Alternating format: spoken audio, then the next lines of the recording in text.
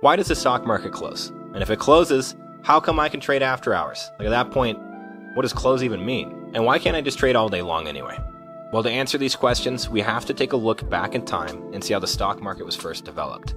Back in the day, you couldn't just lose money in your bed. You had to actually get up and go somewhere to make a trade. The New York Stock Exchange, founded in 1817, was one of those places where brokers could go to exchange stock. Those brokers acted much like how TD Ameritrade and Robinhood act for us today. A client would tell them what they wanted to buy or sell. Those brokers would go meet in the trading pit of the New York Stock Exchange and try to find another broker who's trading on behalf of another client to make a deal. They needed someone who wanted to buy what they're selling or sell what they're buying. But there were so many brokers stuffed into that trading pit that they had to scream and holler over each other to try to find another broker to trade with. And this practice of maniacally yelling over each other, trying to find someone to trade with, was called open outcry and was practiced until the 1980s when technology caught up to trading.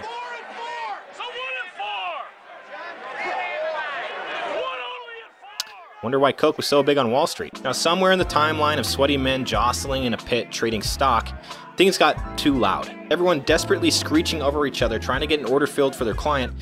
It became almost a necessity that they invented some sort of sign language. I mentioned it earlier, and you might have noticed in the clip, but they're throwing around little hand signs that mean different things, like the quantity of the order, the type of order, whether they're buying or selling.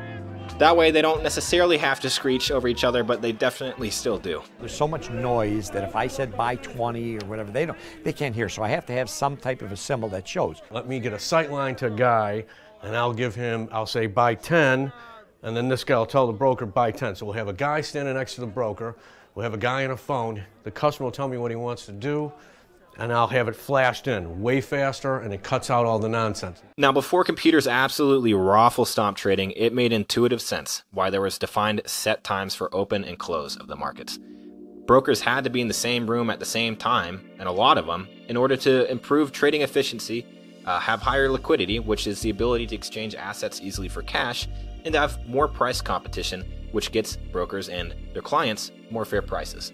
Let me touch on that really quick. Price competition is the idea that the more buyers and the more sellers you have, the more fair prices you're going to get. To help illustrate this, we have two brokers here. We have a buyer and a seller, only one of each.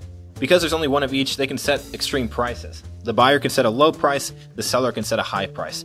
Eventually, one of them is going to cave because there's no other options in the market. So either the buyer is going to end up paying a really, really high price, or the seller is going to end up selling for a really, really low price. So there's a wide gap between what you can buy for and what you can sell for. And you can often see this in markets. If there's low liquidity and low price competition, you'll see that big gap as a huge gap in the bid-ask spread.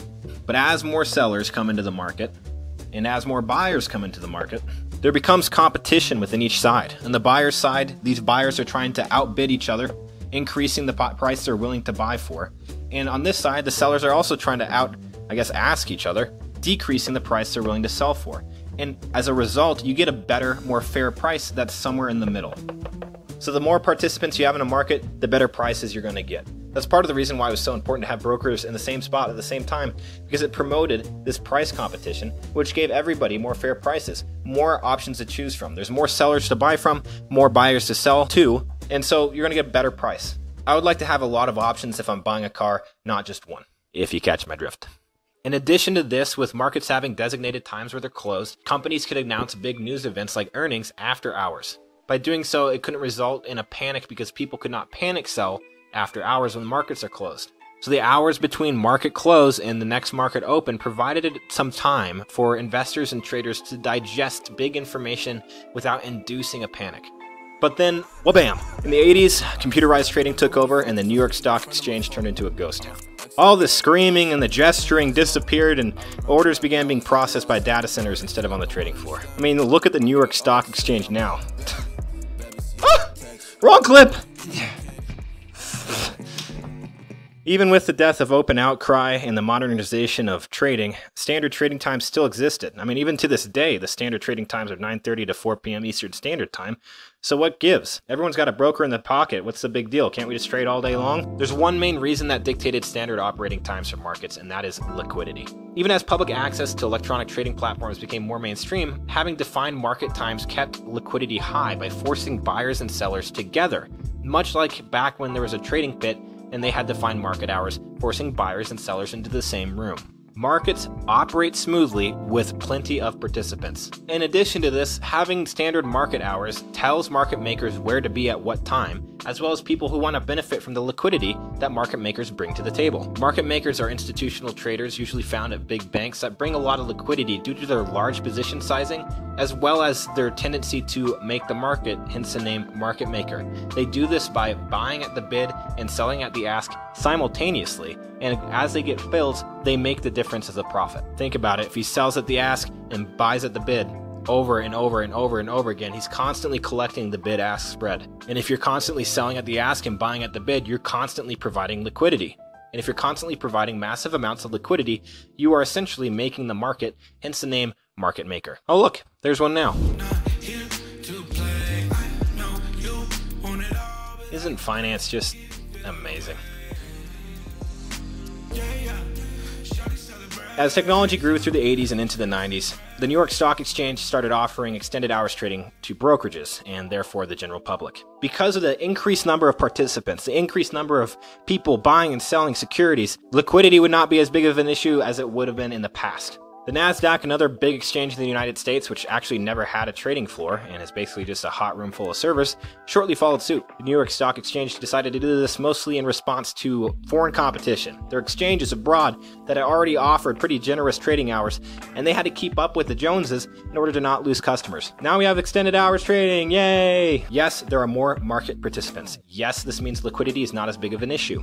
However, at 4 p.m. Eastern, those market makers are still heading home, and they often take the liquidity with them, as well as some other market participants who like liquidity. As a result, after-hours trading still means you're going to have some liquidity issues and a lack of some price competition. This leaves after-hour trading prone to getting not very fair prices and also prone to market manipulation. This is because there's not very many people buying and selling, so if there's a seller who decides to sell way up here, and you enter a market order and they're the only seller at the moment, you're going to get a fill way up there.